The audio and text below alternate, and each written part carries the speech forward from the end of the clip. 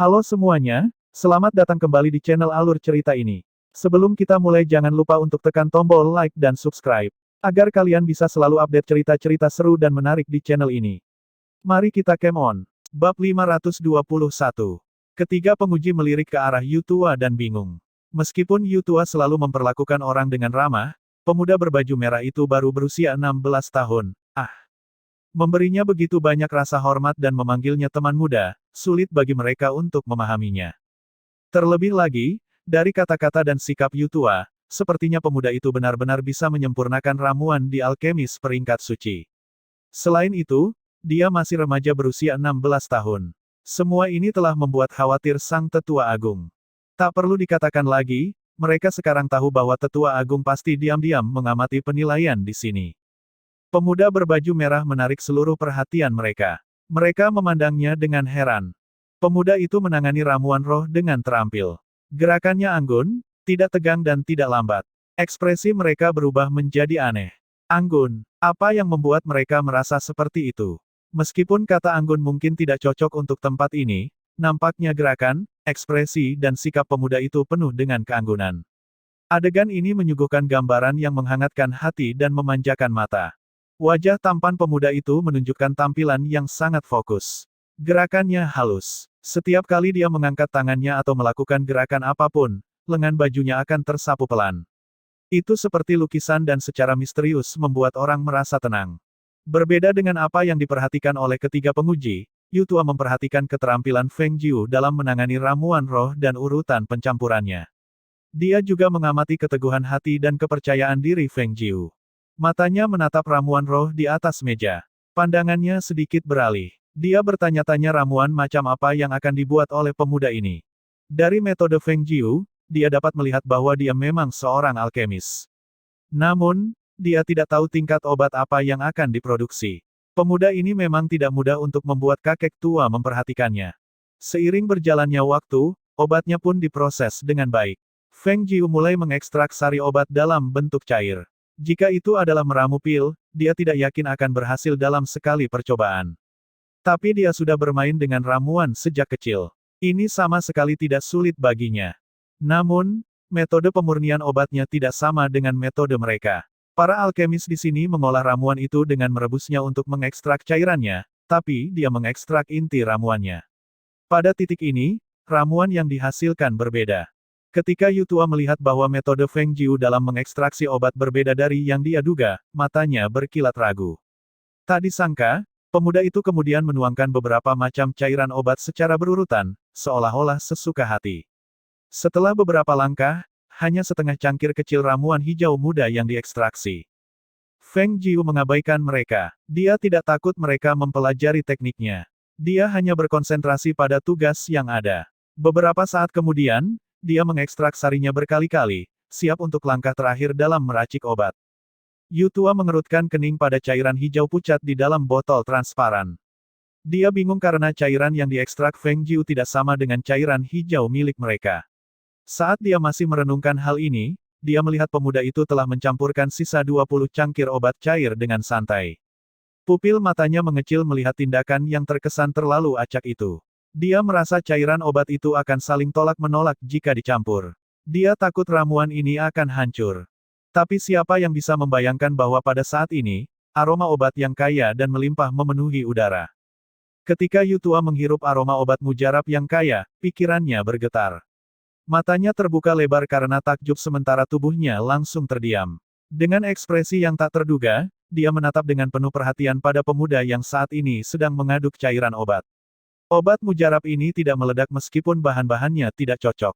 Bagaimana ini bisa terjadi? Bagaimana dia melakukannya? Dia hanya mengambil berbagai bahan obat dan mencampurkannya sedemikian rupa, bagaimana mungkin bahan-bahan tersebut tidak saling tolak-menolak? Apakah dia melewatkan sesuatu? Dia tidak bisa melihat di mana masalahnya. Reaksi ketiga penguji sama dengan Yutua, mereka sangat takjub.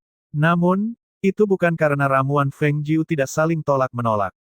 Sebaliknya, karena metode dan langkah pemurniannya tidak dapat mereka pahami. Mereka tercengang dengan aroma ramuan itu. Di luar dugaan mereka, pemuda itu benar-benar bisa menghasilkan obat ajaib. Meskipun aroma obat yang kuat sudah keluar, Feng Jiu tidak menghentikan pekerjaannya. Sebaliknya, dia memperhatikan cairannya dan menggunakan metode penyulingan untuk mengekstrak esensi terakhir. Ketika beberapa waktu berlalu, aroma obat yang kaya perlahan memudar. Bau menyengat sebelumnya telah hilang, hanya aroma murni yang tersisa. Yu Tua memperhatikan Feng Jiu mengeluarkan cairan obat terakhir dari penyulingan. Feng Jiu mengambil 2 botol transparan dari lengan bajunya dan mengisinya dengan cairan berwarna hijau muda. Orang tua itu bergegas ke depan meja pemurnian.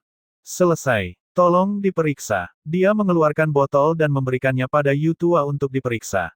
Dari awal hingga akhir, Yu Tua dengan jelas memahami bahwa pemuda itu adalah seorang alkemis peringkat suci. Tekniknya sempurna dan dia sepertinya menguasai pengetahuan pemurnian yang bahkan dia mengerti. Melihat cairan di depannya, dia sangat yakin bahwa itu sebanding dengan ramuan roh. Terlebih lagi, di luar ekspektasi mereka, dia membutuhkan waktu kurang dari 6 jam untuk menyelesaikan seluruh prosesnya. Menahan keterkejutan dan kegembiraannya, Yu Tua mengeluarkan sebotol kecil ramuan untuk menilai warna dan baunya. Akhirnya, dia menatap Feng Jiu dan suaranya tidak bisa menyembunyikan kegembiraannya. Dia bertanya, "Teman muda, bolehkah aku bertanya apa efek ramuan ini?" Ini adalah sebotol obat untuk membantu para kultivator ketika mereka mencoba menerobos. Ini adalah porsi ganda sehingga minimal seorang kultivator dengan peringkat inti emas atau kaisar dapat mengambilnya. Efeknya tergantung masing-masing individu, saya tidak yakin. Dia mengangkat bahunya. Bagaimanapun, dia tahu bahwa dosisnya sudah cukup. Matanya bersinar, Yu Tua memegang cairan itu di tangannya tanpa berbicara beberapa saat. 3 penguji di sampingnya tidak dapat menahan diri untuk bertanya, "Yu Tua, apakah memenuhi standar atau tidak? Apakah warna dan bau obat ajaib ini benar?" Mendengar ini, Yu Tua kembali sadar. Dia memandang Feng Jiu seolah-olah dia sedang melihat harta karun yang bersinar. Matanya penuh kegembiraan. Baiklah, baiklah. Ini bagus. Seorang alkemis muda peringkat suci sepertimu belum pernah muncul di ratusan negara kelas 3 ini. Bahkan sangat mungkin negara-negara peringkat kedua pun tidak pernah memilikinya. Teman muda ini memang terlahir jenius. Mendengar ini, ketiga penguji tercengang. Rahang mereka hampir terjatuh karena syok. Tanpa diduga, pemuda ini benar-benar telah mencapai level alkemis peringkat suci. Melihat ketiganya menatap kosong, Yu Tua berteriak, "Apa yang masih membuatmu tercengang? Ambilkan lencana alkemis dengan cepat." Orang tua itu akan secara pribadi menempelkannya pada saudara Feng. Ketika dia mendengar bahwa nama pemanggilannya diubah dari teman muda menjadi saudara Feng, Feng Jiu merasakan tekanan yang besar karena diperlakukan sebagai junior oleh seorang lelaki tua berusia beberapa ratus tahun. Untungnya, Yu Tua memberinya kesan yang baik. Dia juga merasa lega. Disebut junior adalah suatu tanda penghormatan. Lagi pula, dengan memanggilnya junior, dia akan menganggapnya sebagai rekannya. Namun, dia seorang wanita oke. Kata saudara sungguh tidak cocok untuknya. Jadi dia berkata sambil tertawa, "Senior Yu Tua, lebih baik panggil aku Jiu kecil." "Hahaha, oke, orang tua itu akan memanggilmu Jiu kecil." Dia tertawa terbahak-bahak. Semakin dia melihatnya, semakin dia merasa puas. "Jiu kecil, ayo kita pergi ke aula besar dan berbicara secara detail." Feng Jiu mengangguk dan keluar dari ruangan bersama Yu Tua. Ketiga penguji masih tercengang. Butuh beberapa waktu sebelum mereka kembali sadar. Mereka saling memandang dan kemudian bergegas keluar. Mereka menyerahkan tugas penilaian kepada 3 alkemis perkumpulan lainnya. Kerumunan yang menunggu lama di luar akhirnya melihat Yu Tua dan pemuda berbaju merah keluar, tertawa dan berbicara. Para penonton menatap mereka dengan tercengang karena pemandangan ini agak tak terduga. Namun, mereka tidak bisa mendekat dan hanya bisa melihat keduanya perlahan menjauh. Siapa pemuda itu? Dia orang pertama yang mengikuti penilaian. Sepertinya dia sudah lulus. Bahkan setelah lulus penilaian, Yu Tua dan ketiga penguji seharusnya tidak begitu hormatkan. Apakah keluarga pemuda itu sangat kuat? Begitu kata-kata itu keluar, mereka langsung menarik hinaan semua orang di sekitar mereka.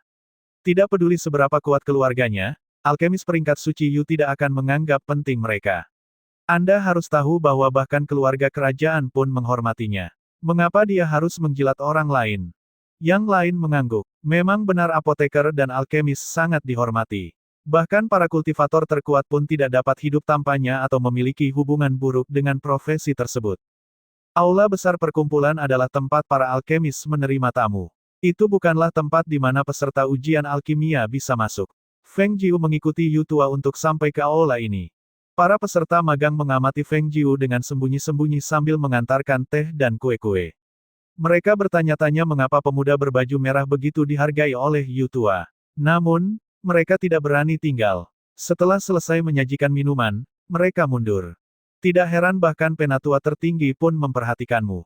Hahaha, bakat seperti itu sangat langka di dunia. Kamu berasal dari keluarga berpengaruh di bidang medis, aku kira.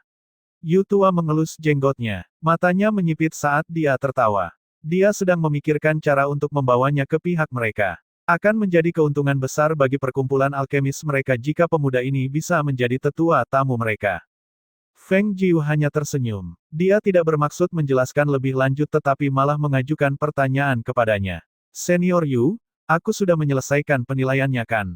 Penilaian sudah selesai. Setelah menerima lencana dan menaruh setetes darahmu untuk autentifikasinya, kamu siap berangkat.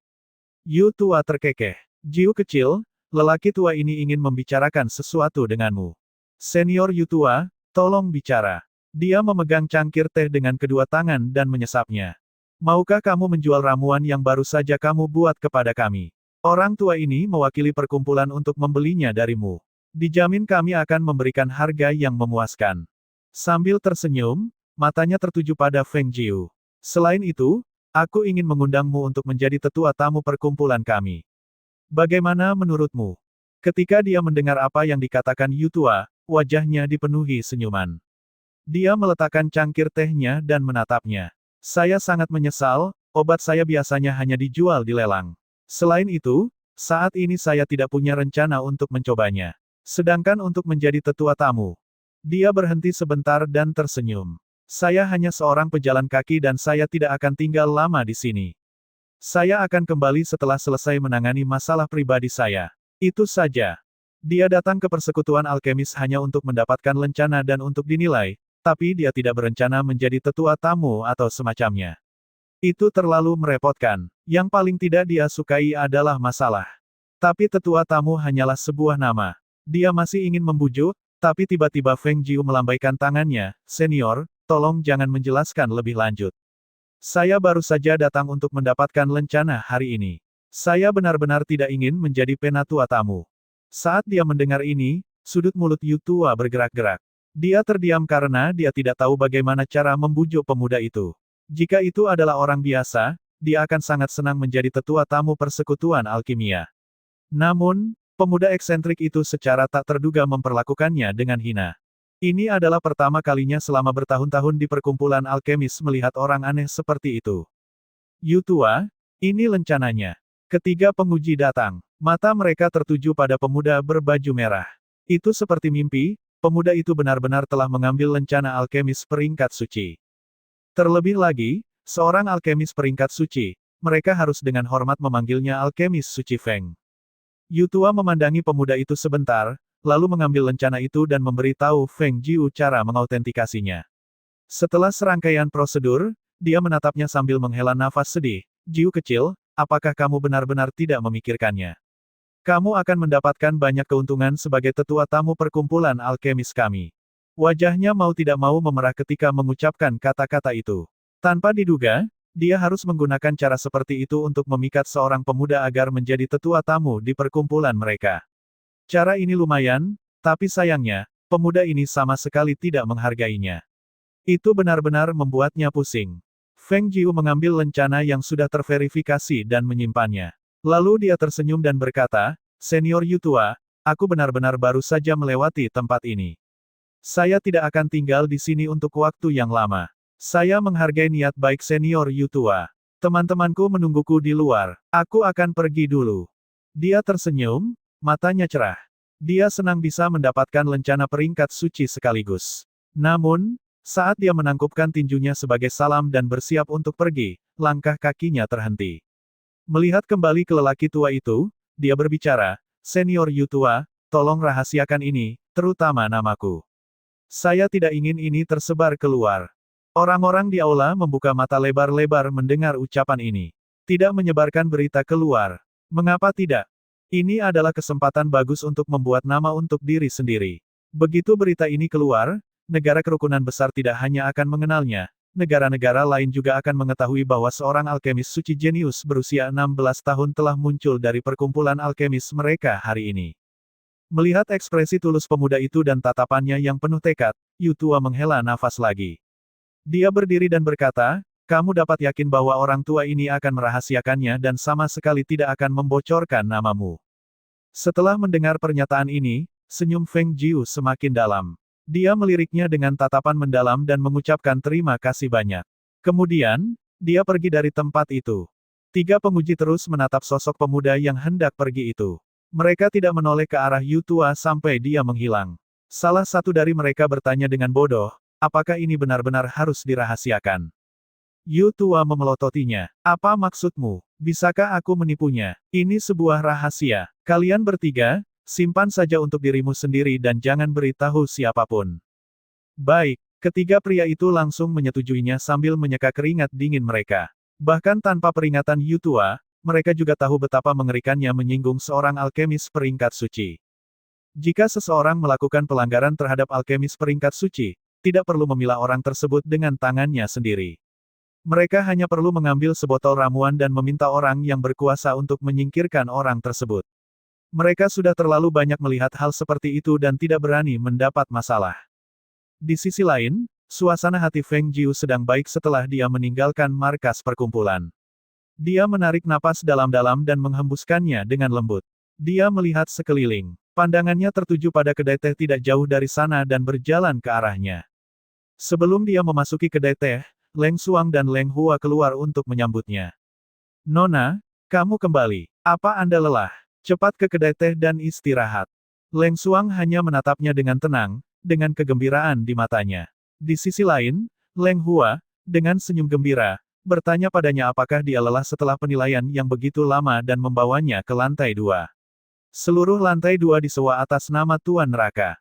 Berjalan ke lantai 2, dia melirik ke lantai yang kosong dan sunyi dan mengalihkan pandangannya ke Ling Mo Han. Dia duduk menghadap ke jalan sambil minum teh. Dia sambil tertawa mengatakan kepadanya, seperti yang diharapkan dari seorang pria kaya. Secangkir teh bisa menutupi seluruh lantai 2. Mata gelap Ling Mo Han menatapnya. Dia memandangnya dari atas ke bawah tanpa pemberitahuan dan melihat bahwa dia sebersih saat dia masuk, tanpa ada kecelakaan. Dia mengalihkan pandangannya. Suara suram perlahan keluar dari mulutnya. Mengapa kamu tidak memakai lencana itu? Hahaha, apakah tuan muda ini suka pamer? Aku tidak peduli pada ketenaran dan kekayaan, aku akan terlalu malas untuk mengambil penilaian jika bukan karena lencana peringkat suci. Saat dia berbicara, sebuah lencana dilemparkan dari penyimpanannya. Pada saat yang sama, dia menatap Ling Mo Han, dengan senyuman di matanya dan wajah bangga. Biarkan aku memberitahumu. Setelah aku lulus penilaian, senior Yu Tua masih berusaha keras untuk menarikku ke sisinya, mengatakan dia ingin membeli obatku dengan harga tinggi dan ingin aku menjadi tetua tamu di perkumpulan mereka. Grey Wolf dan Shadow Satu yang menunggu di samping Tuan Neraka membuka mata mereka lebar-lebar karena takjub. Bahkan mata Ling Mo Han sedikit melotot saat dia meminum tehnya. Sekali lagi, matanya tertuju pada wanita kecil yang tampak sangat bangga pada dirinya sendiri. Dia seperti rubah kecil dengan ekor mencuat. Suaranya yang dalam membawa nada tersenyum, lalu, apa jawabanmu? Dia sedang bermain dengan cangkir tehnya, menatapnya dengan mata gelap yang tersenyum. Dia berpikir bahwa dia tidak bisa berharap terlalu banyak pada wanita cantik yang aneh ini. Grey Wolf dan Shadow Satu mau tidak mau menelan ludah mereka dan menatap Feng Jiu begitu mereka mendengar sang tuan menanyakan pertanyaan yang ingin mereka ketahui. Tetua tamu dari perkumpulan alkimia. Itulah yang semua orang inginkan. Apakah dokter hantu itu menyetujuinya? Dia seharusnya menerimanya kan? Hanya orang bodoh yang menolak hal baik ini. Hanya Leng Xuang dan Leng Hua yang terlihat tenang. Mereka merasa bahwa apapun yang diputuskan nonanya selalu benar. Melihat mata semua orang tertuju padanya dan melihat ekspresi mereka yang penuh rasa ingin tahu, Feng Jiu semakin merasa bahwa menolak posisi tamu sebagai penatua adalah hal yang sangat mengesankan. Jadi dia terbatuk pelan dengan rasa bangga tertulis di seluruh wajah kecilnya. Tentu saja aku tidak setuju. Aku langsung menolaknya. Saat kata-katanya keluar, lantai 2 terdiam sejenak. Mata gelap Ling Mo Han berkilat. Wajahnya jelas menunjukkan ekspresi dingin, Tapi bibir tipis yang ditutupi janggut lebat itu tersenyum. Senyuman itu berangsur-angsur menjadi lebih lebar, tetapi tidak ada yang bisa melihatnya karena janggutnya yang lebat. Grey Wolf dan Shadow Satu menjadi bodoh. Mereka mengira mereka salah dengar. Apa yang baru saja dia katakan? Dia langsung menolaknya. Mereka saling menatap dan tidak dapat berbicara untuk beberapa saat. Mereka hanya menganggap hal itu tidak dapat dibayangkan. Itu terlalu tidak terduga. Bagaimana mungkin ada orang bodoh di dunia ini yang tidak memanfaatkan keuntungan yang ditawarkan padanya? Terlebih lagi, orang bodoh ini adalah dokter hantu yang selalu cerdik dan licik seperti rubah. Ketika Feng Jiu selesai berbicara, dia melihat semua orang memasang ekspresi aneh. Dia tidak dapat menahan diri untuk bertanya, apa yang terjadi? Apakah ada yang salah? Saat ini, semua orang seharusnya berkata, kamu benar-benar pantas menjadi dokter hantu. Kamu benar-benar berani. Saat ini, semua orang seharusnya berkata, dokter hantu, aku mengagumimu. Hanya kamu yang berani menolak tawaran perkumpulan alkemis untuk menjadi panatua tamu mereka kan? Raut wajah mereka sepertinya mengatakan, ada yang tidak beres. Dokter hantu, apakah kamu menolak tawaran mereka untuk membeli obat mujarab darimu atau apakah kamu menolak permintaan untuk menjadi tetua tamu mereka? Grey Wolf menanyainya dengan lembut dan hati-hati. Feng Jiu, yang merasa sangat gugup dengan reaksi mereka, mengedipkan matanya, aku telah menolak kedua tawaran tersebut. Grey Wolf ketakutan, dia berdiri terpaku di tempatnya dan menatapnya. Dia hanya bisa menoleh ke arah Ling Mo Han yang sedang menyeruput teh. Paman, apakah aku melakukan kesalahan? Ling Mo Han menyesap tehnya dan menatap wajah gadis itu yang tidak mengerti apa-apa. Dijelaskannya, perkumpulan alkemis hanya mengalokasikan 4 kursi untuk sesepuh tamu. Kekuatan mereka sungguh luar biasa. Apalagi, meski sesepuh tamu hanya sebatas nama, mereka bisa menikmati segala macam manfaat dan perlindungan perkumpulan. Dia berhenti sejenak sambil melihat wanita itu menjadi bisu. Selain itu, setiap tahun perkumpulan memberikan bekal yang sangat melimpah serta ratusan ramuan berharga. Selain itu, mereka juga bisa leluasa mengikuti segala macam kegiatan berskala besar yang diselenggarakan oleh perkumpulan alkemis. Para tetua tamu akan menerima berbagai macam bingkisan setiap kali mereka mengunjungi berbagai cabang perkumpulan dan mendapatkan segala macam kemudahan dimanapun cabang perkumpulan tersebut berada. Ia memainkan cangkir teh di tangannya. Perkumpulan alkemis yang kamu datangi untuk penilaian adalah ketua perkumpulan alkemis. Para tetua tamu di sini memiliki arti yang lebih besar. Matanya menggoda. Sungguh tidak terduga bahwa kamu akan begitu acuh tak acuh terhadap ketenaran dan kekayaan, dan langsung menolaknya. Ini Yutua yang berkuasa. Seluruh tubuh Feng Jiu terasa sakit karena penyesalannya yang besar. Senior Yutua bilang padaku kalau posisi ini ada manfaatnya, tapi menurutku itu hanya posisi biasa. Siapa sangka ada manfaatnya yang begitu besar. Secara implisit memikat orang dengan keuntungan yang baik, itu bukan salahku. Dia tidak tahu keuntungan besarnya. Jika dia tahu, dia pasti setuju. Sambil merenungkan hal ini, dia mendekati meja dan menatap Ling Mo Han dengan cemas. Paman, haruskah aku kembali untuk mengambil jabatan sebagai tetua tamu sekarang? Namun, sebelum Tuan Neraka bisa menjawab, dia membanting tangannya ke meja dengan keras. Dia berteriak, pikirannya kacau, tapi itu tidak berhasil. Bagaimana dengan harga diriku? Bagaimana aku bisa menolaknya? Ini semua salah senior Yutua. Ling Mo Han meliriknya sekilas. Mengalihkan pandangannya sebentar, dia menyarankan, jika kamu berjanji untuk menikah denganku, keuntungannya akan lebih dari itu. Apakah kamu akan mempertimbangkannya? Feng Jiu tanpa ekspresi melihat sekeliling, berpura-pura tidak mendengar kata-kata Tuan Neraka. Dia memandang Leng Xuang dan Leng Hua, kita sudah keluar selama beberapa waktu. Pertama-tama mari kita kembali ke penginapan untuk beristirahat dan kemudian memesan beberapa hidangan untuk merayakan keberhasilanku mendapatkan lencana alkemis peringkat suci. Leng Hua diliputi senyuman, Nona, saya mendengar sebelumnya bahwa ada sebuah restoran yang menghususkan diri pada kaki babi yang diasinkan di kota. Itu sangat lezat. Aku akan membeli beberapa dan membawanya kembali ke penginapan untuk menemani makan malam kita nanti. Feng Jiu berjalan mendekati Leng Hua dan menepuk pundaknya. Dia sambil tersenyum berkata, kamu tidak perlu pergi, biarkan Grey Wolf yang melakukannya. Dia menoleh dan menatap Grey Wolf. Grey Wolf berkata dengan nada mengejek, Tuan Muda Jiu, yakinlah. Saya akan mengurusnya. Saya ahli dalam menjalankan tugas. Hanya dokter hantu yang bisa menjadikannya, seorang kultivator inti emas yang kuat, seorang pelari yang bisa membeli pedagang kaki babi. Aku tahu kamu orang terbaik untuk pekerjaan ini. Aku akan memberimu beberapa barang suatu hari nanti. Dia memberitahunya dengan senyum tipis dan kemudian dengan cepat turun ke bawah, menuju penginapan. Wanita yang tidak punya nyali ini. Ling Mohan mendengus dingin saat melihatnya melarikan diri. Dia kemudian tahu bahwa dia tidak peduli. Dia menceritakan segalanya padanya, namun dia tidak berani menjawab. Grey Wolf dan Shadow Satu berdiri penuh hormat dengan kepala tertunduk. Mereka pura-pura tidak mendengar apapun. Ling Mohan berdiri dan berjalan melewati kedua pria itu. Dia menghentikan langkahnya dan melirik ke arah Grey Wolf. Serahkan barang yang dia berikan padamu.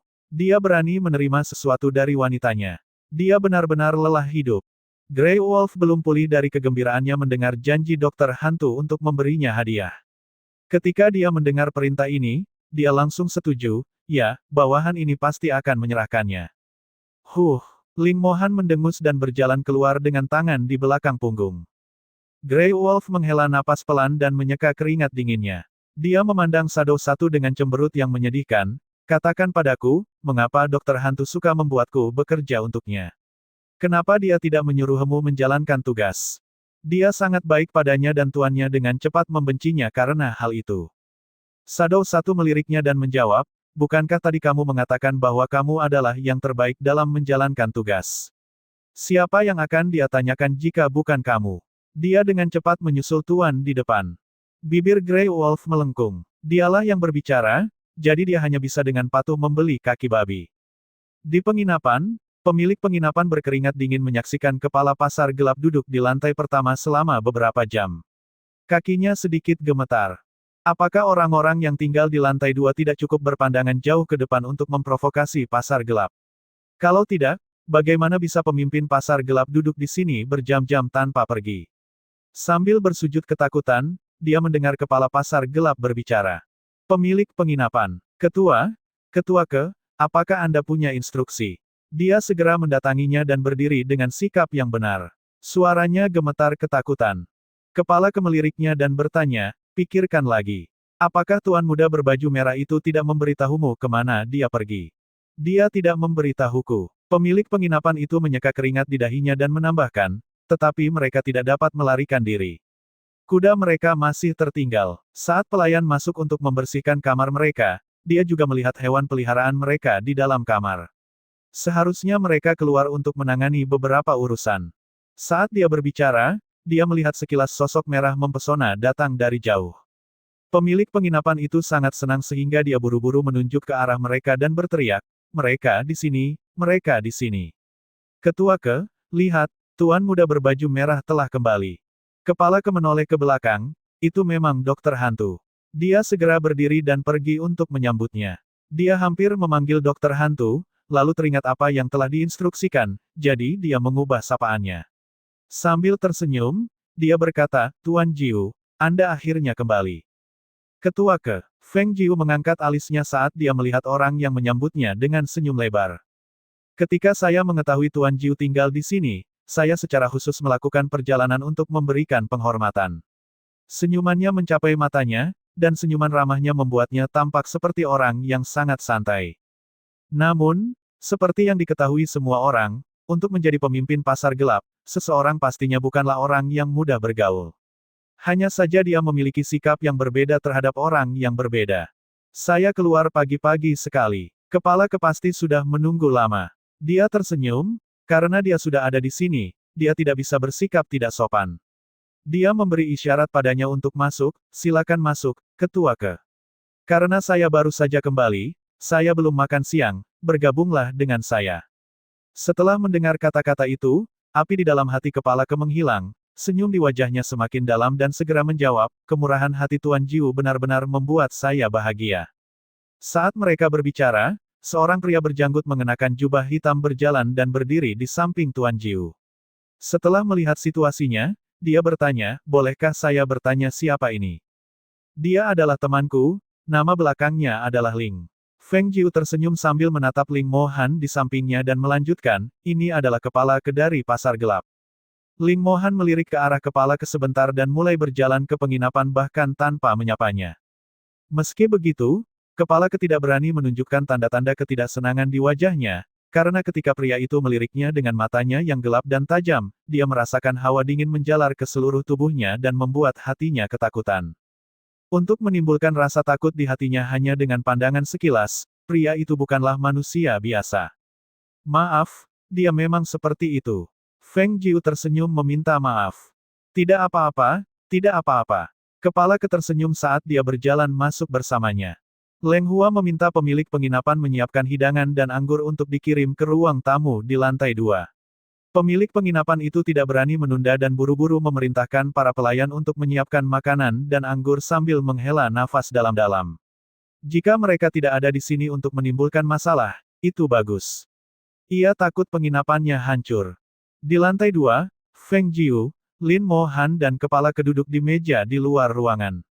Karena makanan dan anggur belum disajikan, Leng Hua menuangkan secangkir teh untuk mereka masing-masing dan kemudian berdiri diam di samping.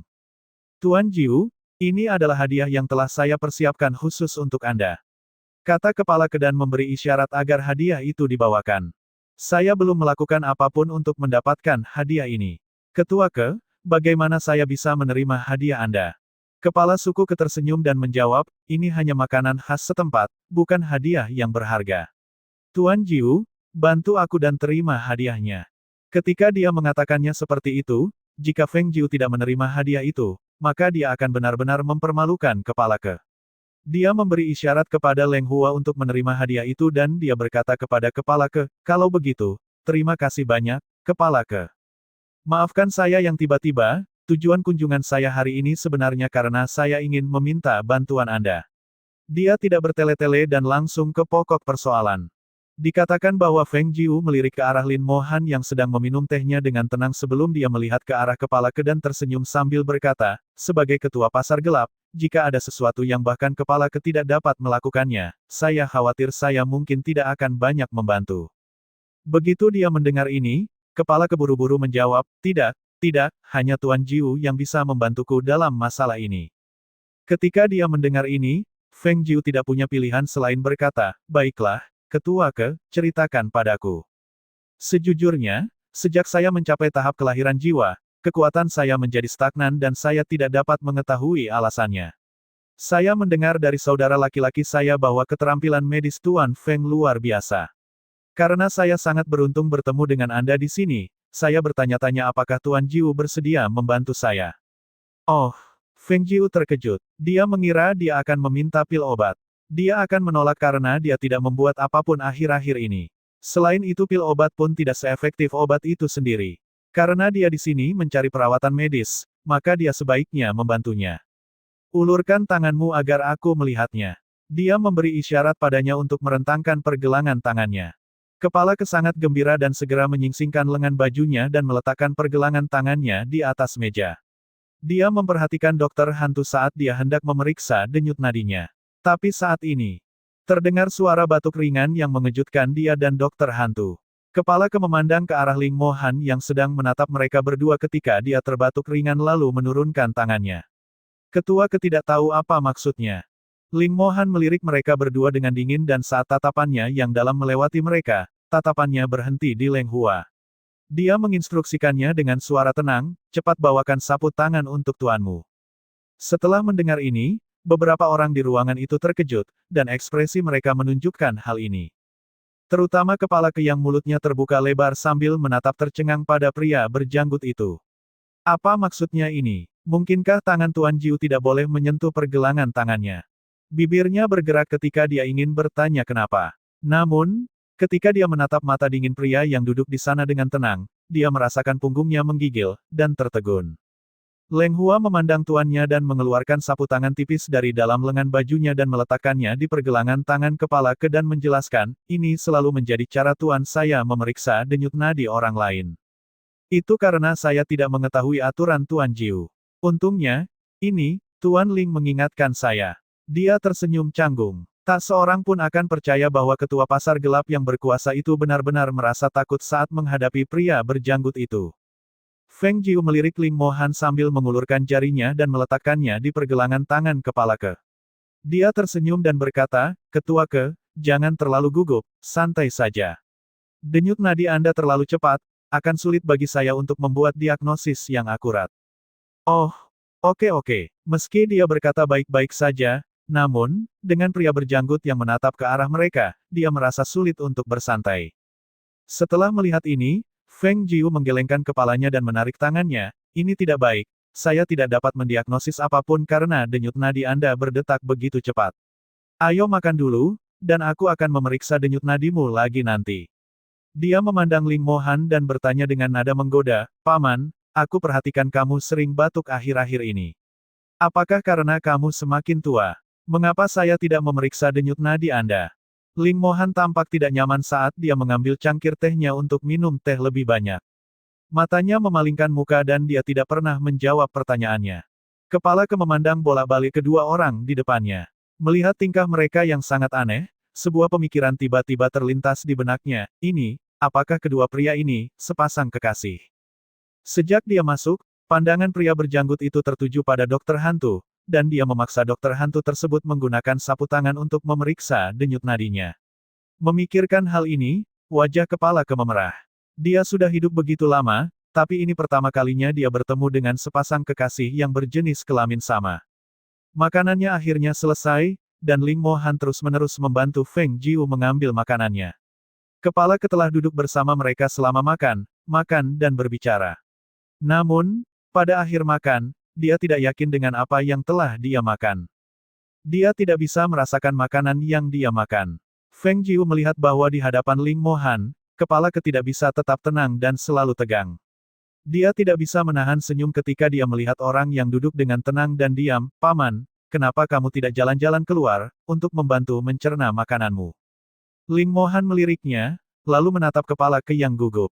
Di bawah tatapan dingin dari pria berjanggut itu, kepala Ke berkata dengan tergesa-gesa, bagaimana kalau aku, sebelum dia selesai berbicara, pria berjanggut itu telah berdiri dan berjalan keluar tanpa mengucapkan sepatah kata pun.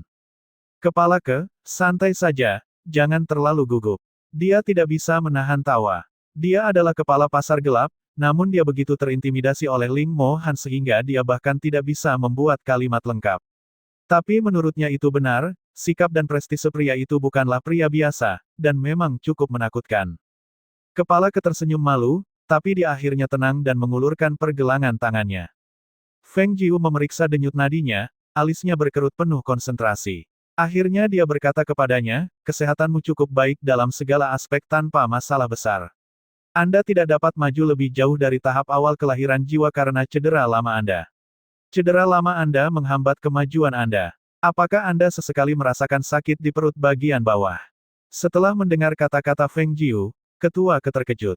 Matanya melebar perlahan, benar. Saya menderita sakit di sana sesekali. Disitulah saya terluka lebih dari 20 tahun yang lalu. Saya telah bertanya kepada banyak ahli medis dan semuanya mengatakan tidak ada pengobatan. Saya tidak pernah menyangka cedera lama saya menjadi penyebab masalahnya. Memang sulit untuk diobati karena sudah lama sekali. Alis Feng Jiu berkerut, sulit diobati dengan obat. Namun, saya punya metode lain. Tolong jelaskan Tuan Jiu. Untuk mencari pil pemulihan tahap ke-6. Cedera lama Anda hanya dapat diobati dengan pil pemulihan tahap ke-6. Tidak ada ramuan medis lain yang mampu memperbaiki kerusakannya. Pil pemulihan tahap ke-6 adalah obat untuk memperbaiki luka dalam, dan juga efektif dalam mengobati luka lama. Namun, dia tidak dapat membuat pil pemulihan tahap ke-6 saat ini. Setelah mendengar kata-kata Feng Jiu, kepala Ke menghela nafas dengan keras, Hei, saya telah mendengar tentang pil pemulihan tahap ke-6 yang disebutkan oleh Tuan Jiu. Namun, mustahil menemukan satu pil pun di seluruh negara kerukunan besar. Ramuan medis dan pil obat serupa, namun pil obat jauh lebih efektif dibandingkan ramuan medis. Karena efisiensi pil obat yang kuat, tingkat racunnya juga lebih tinggi. Semakin tinggi tingkat ramuan obat, semakin sukses dalam menyempurnakan pil pemulihan kelas 6. Namun, hal ini belum pernah terjadi di negara-negara kelas 3 sekitarnya. Bahkan jika itu ada, itu pasti sudah disembunyikan oleh keluarga yang kuat. Tidak peduli seberapa suksesnya pasar gelap, dia hanyalah seorang pemimpin. Bagaimana dia bisa mendapatkan pil obat yang sangat berharga? Jadi sekali lagi, dia menaruh harapannya pada Feng Jiu, Tuan Jiu, Saya mendengar dari saudara-saudara saya bahwa selain sebagai seorang apoteker, Anda juga seorang alkemis. Apakah tidak ada cara yang bisa kamu bantu? Feng Jiu melambaikan tangannya dan menjawab, saya benar-benar tidak dapat membangun ruda. Cedera Anda tidak akan pulih kecuali Anda menggunakan pil pemulihan kelas 6. Bahkan pil pemulihan kelas 5 tidak akan membangun ruda. Meskipun saya seorang alkemis, namun saya tidak mengenalnya, jadi saya tidak dapat membuatkan pil obat yang begitu kuat untuk Anda saat ini. Saat ini, dia berpikir untuk mencari kakeknya. Dia akan kembali ke istana dinasti surgawi dan meneliti pil obat, kemudian bersiap untuk tahap pembentukan fondasi. Kedengarannya benar. Adapun ibunya, tidak ada yang bisa dia lakukan jika dia pergi ke negara kelas 1 dengan kekuatannya saat ini. Dia lebih baik mempersiapkan pembentukan fondasi. Saat dia memikirkan semua ini, dia memperhatikan bahwa kepala Ke yang duduk di depannya tampak khawatir. Dia adalah saudara klan dari negara Galop Hijau yang telah membantunya berkali-kali, dan juga memberinya sebuah pesawat mewah. Jadi, dia lebih memikirkannya, dan dia berbicara, Ketua Ke, sejujurnya, Anda tidak perlu terlalu khawatir saat ini. Cedera lama Anda tidak akan menimbulkan masalah besar dalam 50 tahun ke depan. Hanya saja, lebih sulit bagi Anda untuk naik ke level berikutnya. Jika Anda sembuh, maka kemajuan ke level berikutnya hanya tinggal menunggu waktu saja. Mungkin lebih baik dia tidak mengatakan apapun. Setelah mendengar kata-katanya, wajah kepala Ke memucat, apa. Tidak akan ada masalah besar dalam 50 tahun ke depan. Jadi maksud Tuan Jiu adalah setelah 50 tahun, akan ada masalah besar. Jika Anda terus mengembangkan energi Anda, maka cedera lama Anda akan terstimulasi. Oleh karena itu, saya anjurkan sebelum Anda dapat mengobati cedera lama Anda sebaiknya terus menstabilkan energi Anda dan jangan mencoba mengembangkan energi Anda. Dia tidak berusaha menakutinya. Dengan cedera lama, dia seharusnya tidak mencoba mengembangkan kemajuan karena akan merangsang cederanya dan memperburuknya. Kepala Ke menghela nafas, hai, sayangnya cedera ini terjadi setelah saya memasuki tahap kelahiran jiwa. Jika itu sebelum saya memasuki tahap kelahiran jiwa, maka ketika tubuh saya direformasi selama kemajuan, saya tidak akan seperti ini. Pada titik ini, dia berdiri dan membungkuk kepada Feng Jiu, bagaimanapun, saya harus berterima kasih sedalam-dalamnya hari ini, Tuan Jiu. Saya telah menemui banyak dokter selama bertahun-tahun, namun tidak ada yang bisa memberitahu saya apa masalahnya. Setelah pencerahan hari ini dari Tuan Jiu, saya tahu apa yang harus saya lakukan di masa depan. Feng Jiu tidak tahu harus berkata apa lagi selain mengingatkannya agar tidak memaksakan diri, dan kemudian dia mengantarnya keluar. Saat dia memimpin kepala Ke keluar, dia melihat sekeliling tetapi tidak melihat tanda-tanda keberadaan Ling Mohan. Shadow 1 dan Grey Wolf juga tidak menemani tuan mereka. Dia bertanya kepada mereka, di mana tuanmu? Kenapa kamu tidak menemaninya dan malah tinggal di belakang? Tuan berkata bahwa dia akan berjalan-jalan dan tidak membutuhkan kita untuk mengikutinya. Dia ingin kami tetap di sini untuk mengawasimu. Shadow 1 menjawab, punggungnya lurus ke ambang pintu. Ah Tuan Jiu, Tuan kami mengkhawatirkanmu. Itu sebabnya dia meninggalkan kita di sini untuk berjaga. Grey Wolf menyeringai ketika dia bertanya, Tuan Jiu, tadi kamu mengatakan bahwa kamu akan memberiku sesuatu. Apa itu? Begitu dia mendengar kata-kata itu, Shadow 1 menatap Feng Jiu. Dia berpikir bahwa paling banyak dia hanya akan memberinya beberapa ramuan medis karena dia adalah seorang apoteker dan memiliki banyak ramuan medis. Grey Wolf, kamu sudah berada di tahap inti emas cukup lama kan? Dia bertanya sambil tersenyum sambil menatapnya dari atas ke bawah. Sebenarnya belum terlalu lama, saya mencapai tahap inti emas lebih cepat daripada kebanyakan orang lainnya. Tuan memberi kami banyak pil obat untuk membantu kami meningkatkan energi kami. Tuan mereka tidak kekurangan pil obat, oleh karena itu, di bawah bimbingan tuan mereka dapat maju melalui tahapan dengan cepat dengan bantuan pil obat. Jika bukan karena itu, mustahil orang seusia mereka mencapai tahap inti emas.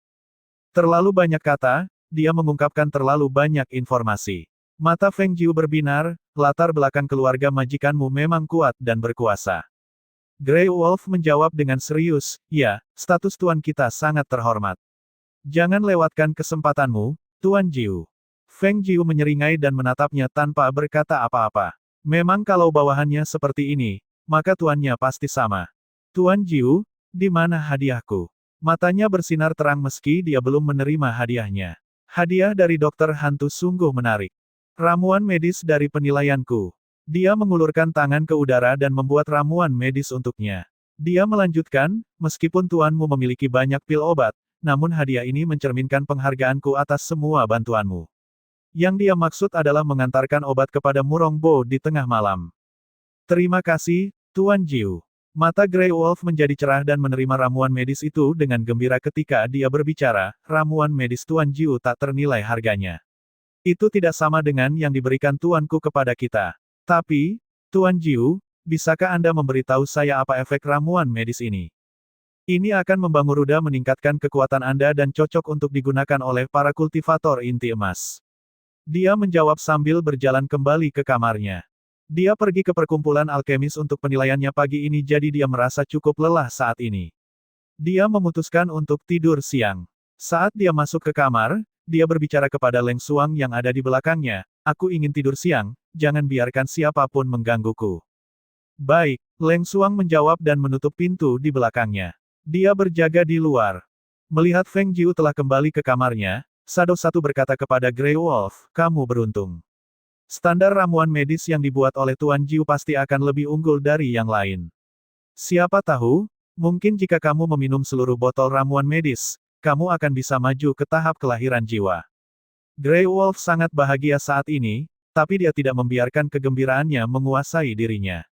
Dia dengan hati-hati menyimpan botol ramuan medis dan menjawab, Tuan berkata aku tidak boleh terburu-buru memasuki tahap kelahiran jiwa, dia berkata aku harus menstabilkan kekuatanku saat ini terlebih dahulu.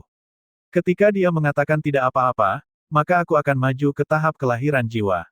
Pada saat itu, fondasiku akan lebih stabil dan jalanku menuju kultivasi akan lebih panjang.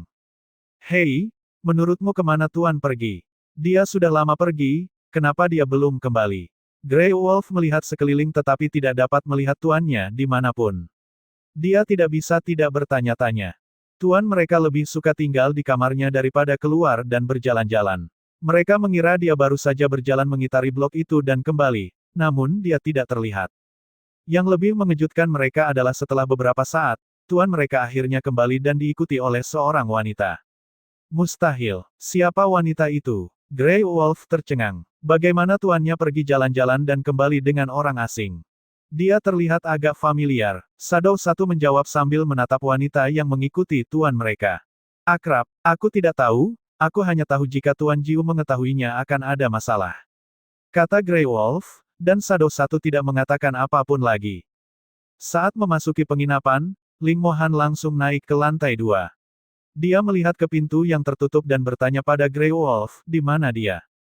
Tuan Jiu sedang tidur siang. Grey Wolf menjawab dengan tergesa-gesa sambil melihat ke bawah ke arah wanita yang sedang menyapa pemilik penginapan. Dia bertanya dengan lembut, Tuan, siapa wanita itu? Ling Mohan meliriknya dan langsung masuk ke kamar tanpa memberinya jawaban. Ia hanya meninggalkan satu kalimat, jangan biarkan siapapun mengganggu istirahatku. Pintu dibanting hingga tertutup. Grey Wolf mengusap hidungnya dan menatap Shadow 1. Melihat Shadow 1 tenggelam dalam kontemplasi, dia bertanya, apa yang kamu pikirkan?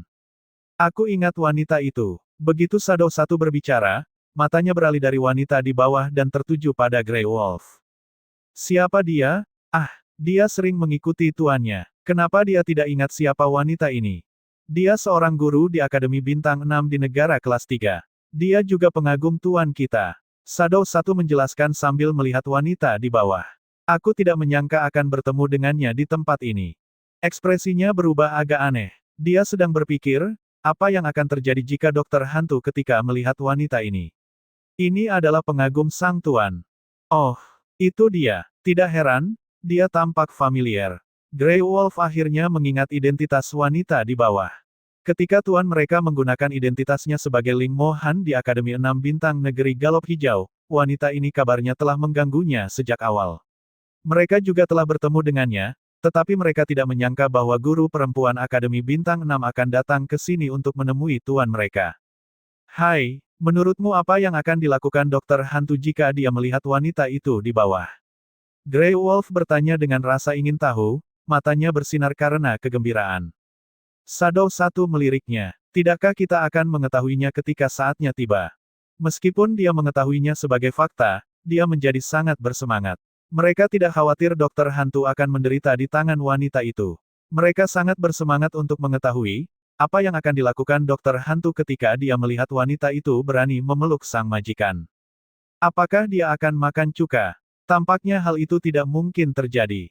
Bagaimana penampilan dokter hantu ketika dia cemburu? Mereka tidak bisa membayangkan adegan itu sama sekali. Amarah. Itu sangat mungkin terjadi. Namun, dia membuat mereka menunggu beberapa saat. Feng Jiu benar-benar tertidur hingga langit menjadi gelap dan lentera merah di jalan menyala. Bahkan tuan mereka sudah bangun dan keluar kamar. Dia turun dan duduk di lantai pertama. Wanita itu tidak pernah pergi sejak dia datang mencari tuan mereka. Jadi ketika Ling Mohan datang ke lantai pertama untuk minum teh, dia tidak takut dengan aura dingin yang memancar dari tubuhnya. Dia datang untuk duduk di mejanya, mencoba berbicara dengannya. Tentu saja, Ling Mohan hanya meminum tehnya dengan tenang, tanpa sepatah kata pun atau bahkan melirik wajah cantiknya. Baru setelah suara pintu terbuka dari kamar di lantai 2, matanya sedikit beralih. Sepertinya dia sedang mengantisipasi sesuatu. Feng Jiu, yang baru saja terbangun dari tidurnya, memasang ekspresi bingung dan mengantuk di wajahnya yang indah. Matanya masih tertutup sebagian dengan agak malas. Kerah depan jubah merahnya yang mempesona tidak rapi. Itu sedikit terbuka, memperlihatkan kulit seputih saljunya. Seluruh tubuhnya dipenuhi aura lesu. Dia mengangkat tangannya sedikit untuk menutupi menguapnya sambil dengan santai bertanya pada Leng Suang yang berdiri di dekat pintu. Apakah paman sudah kembali? Dia sudah kembali dan sekarang duduk di bawah, jawab Leng Suang, matanya menyapu kamar di bawah. Feng Jiu pergi ke pagar dan melihat ke bawah. Kali ini, dia tidak bisa menahan diri untuk tidak membuka matanya lebar-lebar. Rasa kantuknya sebagian besar hilang dan wajahnya dipenuhi rasa heran dan penasaran. Apakah aku tidak salah lihat? Paman tiba-tiba membawa seorang wanita kembali. Grey Wolf, yang telah menunggunya bangun, buru-buru berkata, tidak, Tuan Muda Jiu.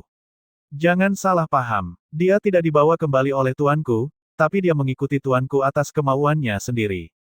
Ketika Feng Jiu mendengar jawabannya, dia berkedip. Wajahnya dipenuhi rasa ingin tahu. Apakah dia mengenalnya? Apakah orang yang tidak dia kenal akan berani menempel pada paman? Itu terlalu berani. Dia adalah seorang guru di Akademi Bintang 6 di negeri Galop Hijau, pengagum sang tuan. Kabarnya, dia berasal dari keluarga berpengaruh dari negara kelas 3. Entah bagaimana, dia selalu mengganggu tuannya. Ketika dia mencapai titik ini, dia segera memastikannya. Tapi tuanku tidak pernah memberikan wajahnya, jadi jangan salah paham. Salah paham. Dia mengarahkan pandangannya ke arah Ling Mohan, yang sedang minum teh di lantai bawah tetapi tidak menyuruh wanita itu pergi. Pada saat ini, cahaya licik muncul di matanya dan bibirnya melengkung membentuk senyuman licik. Aku tidak akan melakukannya, aku tidak akan salah paham. Dia tersenyum, melambai padanya, dan mundur. Ling Mohan, yang sedang minum teh, menantikannya. Dia benar-benar ingin tahu apa yang akan dia lakukan ketika dia melihat seorang wanita berkeliaran di dekatnya. Apakah dia akan cemburu? Itu tidak mungkin. Wanita itu tidak tahu apa itu kecemburuan. Apakah dia akan senang? Itu lebih sesuai dengan itu. Dia akan berusaha semaksimal mungkin untuk mewujudkannya. Mohan, rumahku ada di daerah ini. Sekarang kamu sudah di sini, kenapa kamu tidak pergi dan tinggal bersamaku? Penginapan tidak lebih nyaman dari rumah sendiri. Wanita itu berbicara pelan, matanya yang indah penuh kebahagiaan. Dia tidak menyangka akan bertemu seseorang yang sudah lama tidak dia dengar kabarnya di sini. Lalu apa jadinya jika bukan takdir? Paman, siapa adik cantik ini? Feng Jiu tersenyum dengan mata sedikit menyipit. Wajah cantik dan eloknya polos dan murni. Sambil menghadap wanita itu, kedua tangannya tergantung di bahu Ling Mohan. Tindakan ini sangat mengejutkannya. Dia menoleh sedikit dan memandangi jari-jari selembut jahe itu. Ketika wanita itu mendengar kata-kata Feng Jiu, suasana hatinya masih bahagia. Kemudian dia melihat pemuda tampan itu meletakkan tangannya di bahu Ling Mohan, mencondongkan tubuhnya ke depan ke arahnya sambil tersenyum bertanya. Dia segera menjadi tidak bahagia. Dia tahu bahwa satu hal yang paling dibenci Ling Mohan adalah disentuh oleh orang lain. Dia hendak memarahinya, tapi ini akan membuatnya terlihat konyol. Apakah kamu sudah bangun sekarang? Apakah kamu tidur dengan nyenyak? Suaranya yang dalam dan seksi dan magnetis selembut anggur, membuat orang yang mendengarnya mabuk. Tapi ketika dia sedikit menoleh dan melihat tangan di bahunya, pandangannya yang dalam sedikit bergeser. Tangannya terulur secara otomatis dan memegang tangan Feng Jiu, menariknya ke dalam pelukannya dan memeluknya tanpa melepaskannya. Wanita itu tidak hanya menatap pemandangan ini dengan mata heran, tetapi para tamu di lantai pertama juga menoleh untuk menyaksikan pasangan ini dengan takjub. Namun, terlihat jelas bahwa tatapan mereka memiliki arti yang berbeda dengan tatapan wanita tersebut. Tatapan para tamu penginapan seolah mengatakan bahwa mereka sudah mengetahui hubungan pasangan ini akan seperti ini. Feng Jiu memelototinya. Dia tidak menyangka paman ini akan, sangat tidak tahu malu. Dia pikir mempermainkannya akan menyenangkan. Siapa yang tahu bahwa dia akan mengalahkannya dalam permainannya sendiri? Bukankah dia bergegas maju hanya untuk dimanfaatkan olehnya? Apalagi ini lantai pertama. Dia memeluknya, sementara dia menyamar sebagai seorang pria, dalam pelukannya, sama sekali tidak peduli dengan tatapan para penonton. Apakah ini caranya memaksanya untuk menunjukkan kasih sayang? Karena dia berniat bermain-main dengannya, maka dia akan melanjutkannya. Dia melingkarkan lengannya di lehernya dan membenamkan wajahnya di celah lehernya. Saat dia berbicara dengan mengantuk, saat paman tidak ada di sisiku, aku tidak bisa tidur nyenyak. Tubuh Ling Mo Han tiba-tiba menegang, seluruh tubuhnya tegang. Wanita mengerikan dalam pelukannya telah menghembuskan nafas ke lehernya, entah disengaja atau tidak, bisikan seperti anak kucing itu menggodanya dan menyulut api dalam dirinya. Ketika dia merasakan tubuhnya memanas, dia tidak bisa menahan senyum pahit di dalam. Apakah dia yang menyebabkannya sendiri? Dia tidak mengira akan kehilangan kendali diri begitu dia menyentuhnya. Hal yang paling dibenci adalah wanita dalam pelukannya mengangkat kepalanya dan melihat sekeliling dengan malu-malu. Paman, kamu harus segera melepaskanku. Ini lantai pertama. Terlalu banyak orang yang memperhatikan kita. Wajah wanita yang duduk di meja di depan mereka menjadi pucat. Wajahnya terkejut dan tidak percaya saat dia menatap Ling Mo Han. Dia kemudian menatap pemuda yang mempesona itu dan menyadari mengapa selama ini Ling Mo Han tidak pernah menunjukkan ketertarikan pada wanita. Jadi, bukan karena dia tidak cukup menawan, juga bukan karena dia tidak cukup baik. Itu karena dia gay. Dia menyukai pria. Keempat pelayan itu berdiri di sisi tuannya ketika mereka memandang tak berdaya. Kedua tuan ini tidak pernah peduli dengan apa yang dipikirkan orang lain tentang mereka. Itu tidak menjadi masalah bagi mereka. Namun, ketika mereka melihat sekeliling pada semua orang yang menatap tuan mereka, mereka mulai merasa kesulitan. Tidak masalah, aku tidak peduli. Dia terus memeluknya dengan satu tangan, dan dia menyesap teh dengan tangan lainnya untuk menyembunyikan senyumannya. Dia bertanya, apakah kamu ingin minum? Feng Jiu menatapnya saat dia mendekatkan cangkir itu ke mulutnya, matanya tidak pernah beralih darinya. Dia tersenyum dan menjawab, tidak, aku tidak ingin minum. Dia tidak ingin minum dari cangkirnya. Tuan Ling, saya baru ingat ada urusan yang harus saya urus di rumah. Aku tidak akan mengganggu kalian berdua. Wanita di seberang mereka tidak bisa melihat mereka lebih lama lagi. Pria yang disukainya adalah gay, dia bisa mati di sini. Untungnya dia telah melihatnya sekarang. Kalau tidak, dia akan terus merayu dia. Mereka berdua memandang saat wanita itu buru-buru pergi dengan ekspresi jijik di wajahnya. Feng Jiu tidak bisa menahannya dan tertawa terbahak-bahak. Hahaha, paman, sepertinya pengagummu sudah pergi. Saat dia terus tertawa, dia berbalik untuk menatapnya dengan mata gelapnya yang dalam. Itu membuatnya merasa bersalah. Dia bertanya, ada apa? Tadi kamu bilang kamu tidak bisa tidur nyenyak tanpa aku di sisimu. Ada sedikit senyuman dalam suaranya yang rendah dan matanya dipenuhi kelembutan dan senyuman di dalam. Feng Jiu tidak bisa menatap langsung ke matanya dan berpura-pura bodoh. Benarkah? Aku tidak ingat. Dia mencoba melepaskan diri dari pelukannya tetapi lengannya melingkari pinggangnya. Dia tidak bisa bergerak sama sekali. Melihat ini, dia hanya bisa tersenyum ketika berkata kepadanya, Paman, ini lantai pertama, semua orang melihat. Pelanggan terkikik saat mendengarkan percakapan mereka dan melambaikan tangan, tidak apa-apa, kalian berdua lanjutkan, kami akan berpura-pura tidak melihat apapun. Setelah mendengar kata-kata itu, meskipun Feng Jiu berkulit tebal, dia tetap merasa malu. Wajah cantiknya memerah dan ekspresinya berubah sedikit canggung. Bagi Ling Mo Han, pemandangannya saat ini sungguh mempesona dan menarik. Ling Mo Han tidak melanjutkan bicaranya, namun sudut mulutnya melengkung membentuk senyuman tipis. Namun janggutnya sangat tebal sehingga menyembunyikan senyumannya. Biarkan aku menemanimu berjalan-jalan di pasar malam. Dia meraih tangannya dan berdiri. Sebelum dia bisa menolak, dia sudah membawanya keluar. Keempat orang di belakang mereka saling memandang dan tersenyum saat mengikuti mereka. Para tamu di lantai satu tertawa terbahak-bahak melihat keanehan itu semua. Saat kedua orang ini pertama kali menginap di penginapan, mereka sudah merasakan ada yang aneh dengan hubungan mereka berdua. Hari ini, hal ini akhirnya dikonfirmasi. Tampaknya mereka sangat tanggap untuk bisa mengetahui ada sesuatu yang terjadi di antara kedua pria itu. Saat Feng Jiu terbangun, hari sudah senja dan dia menghabiskan beberapa waktu di lantai pertama. Ketika dia diseret keluar dari penginapan, dia melihat lentera merah digantung di luar toko dan memperhatikan bahwa para pejalan kaki sangat ramai. Apa yang terjadi di penginapan itu terlintas di benaknya. Namun, dia melihat ke bawah ke tangannya yang bertautan dengan tangannya dan terkejut. Paman, apakah ini caramu mengajakku jalan-jalan? Dia mengangkat tangan mereka yang saling bertautan dan menatapnya sambil tersenyum, apakah kamu ingin menjadi pusat atraksi di pasar malam? Mungkin tidak ada pasangan lain seperti mereka di seluruh pasar malam.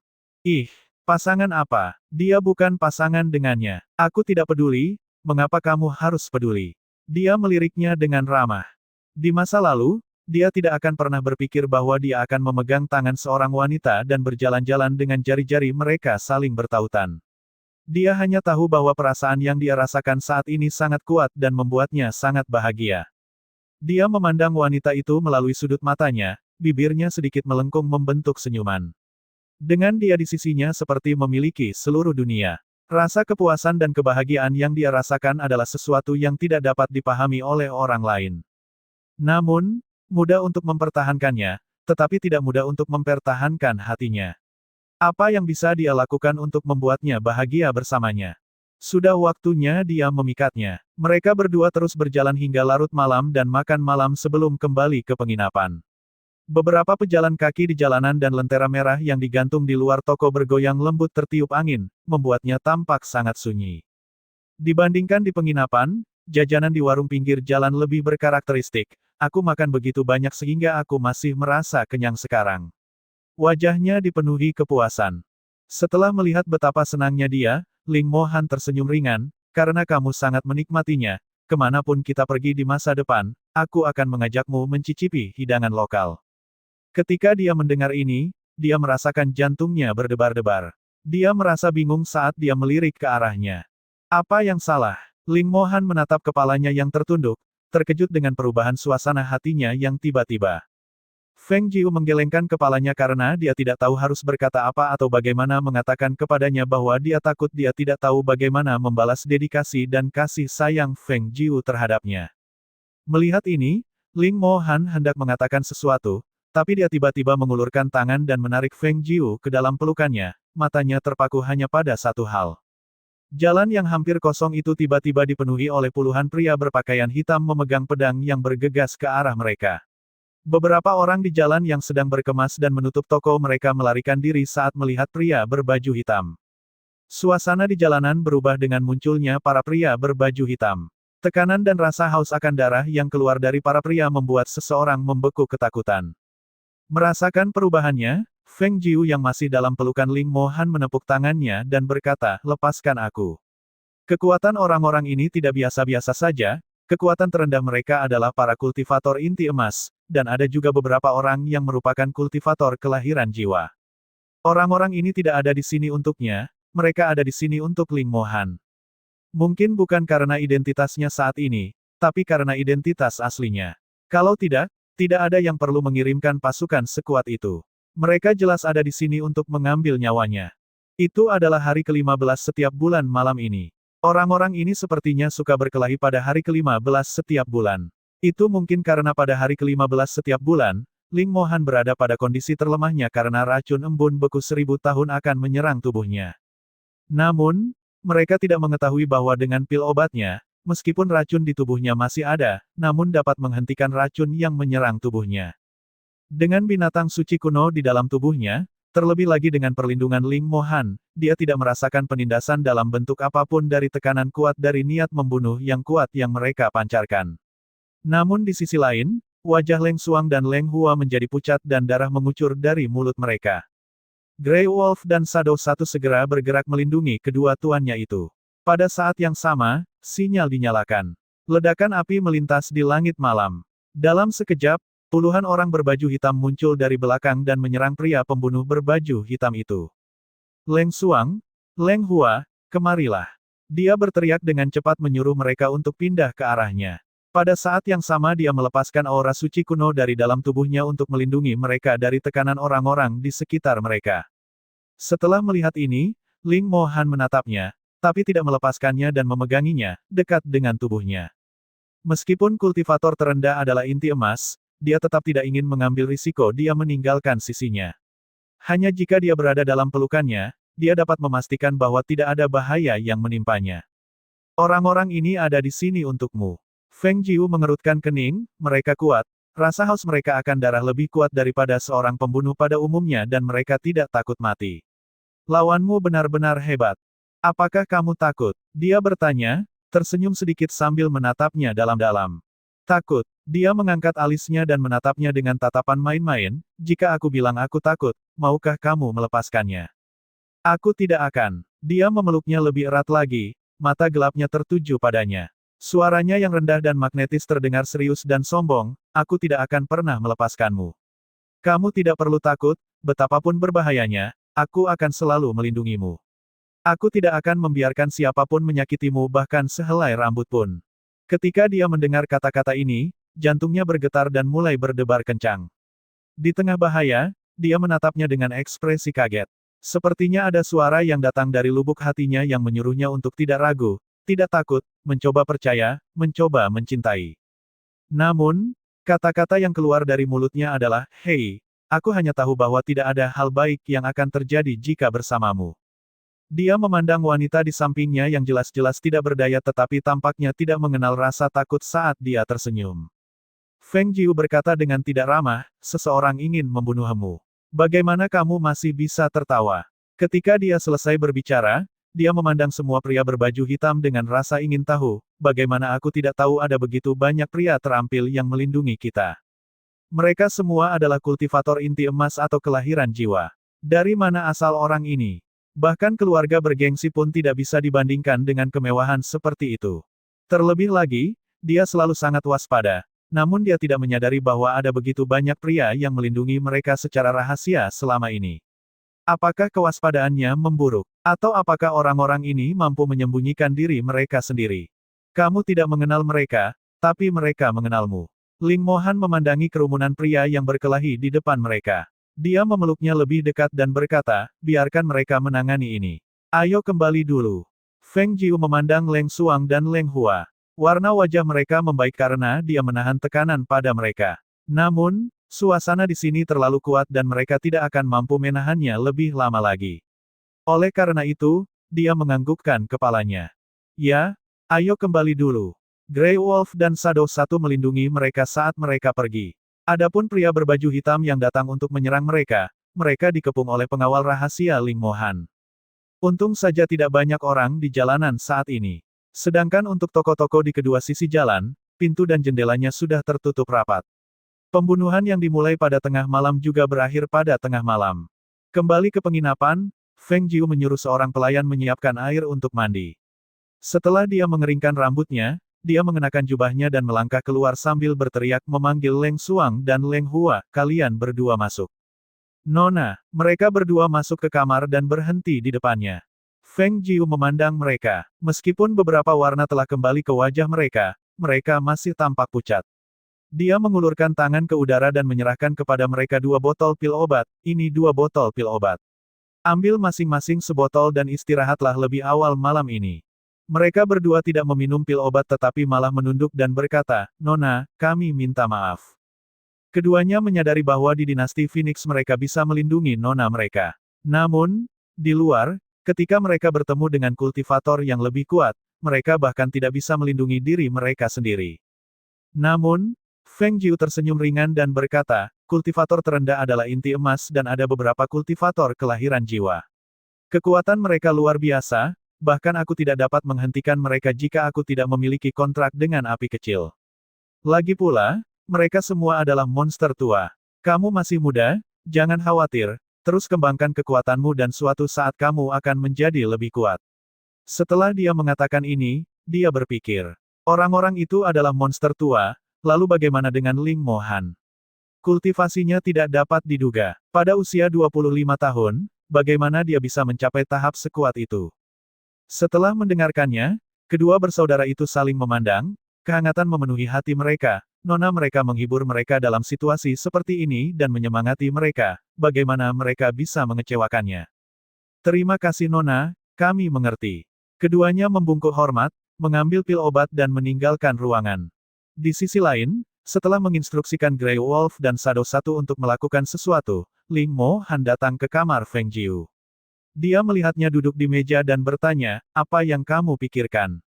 Feng Jiu menatapnya dan bertanya, mengapa kamu datang? Ling Mo Han melihat bahwa dia hanya mengenakan jubah, kerahnya longgar di lehernya. Matanya beralih saat dia berkata, bukankah kamu mengatakan bahwa kamu tidak bisa tidur nyenyak ketika aku tidak berada di sisimu?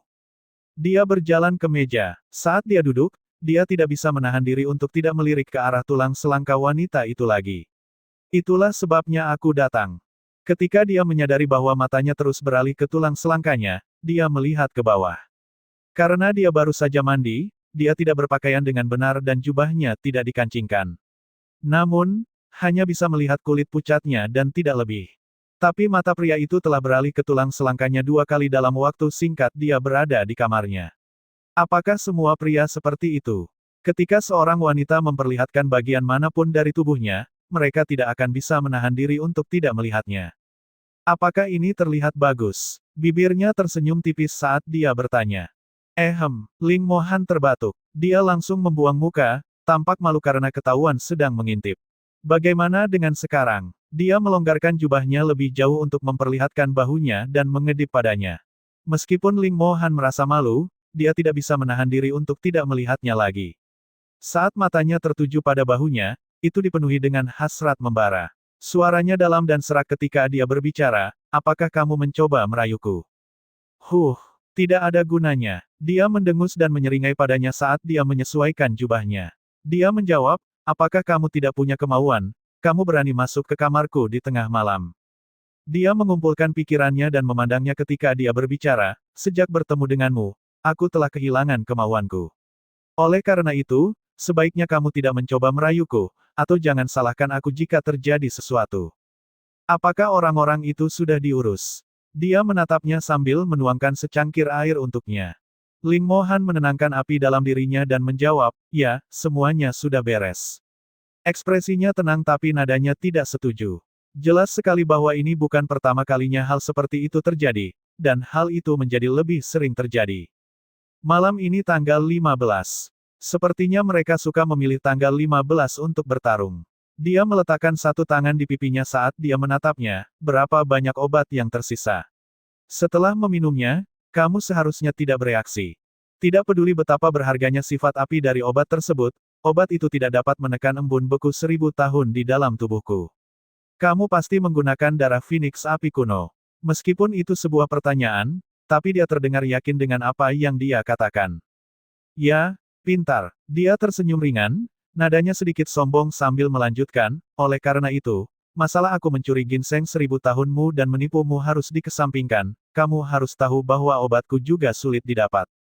Ketika dia mendengar ini, Ling Mo Han tidak bisa menahan senyumnya. Di masa depan, jika kamu menginginkan sesuatu, katakan saja padaku.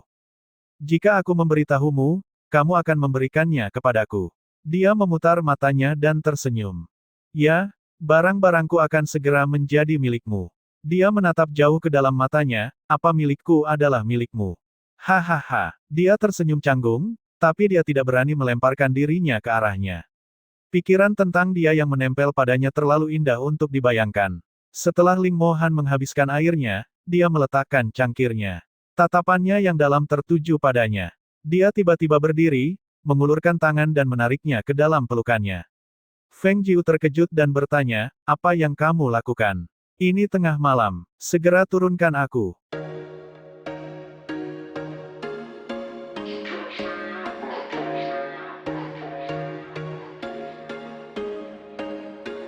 There was once a day that I would pray for you. I'd go and misbehave just so you'd notice too. Sneaking looks up and down from across the room. And damn, what a hell of a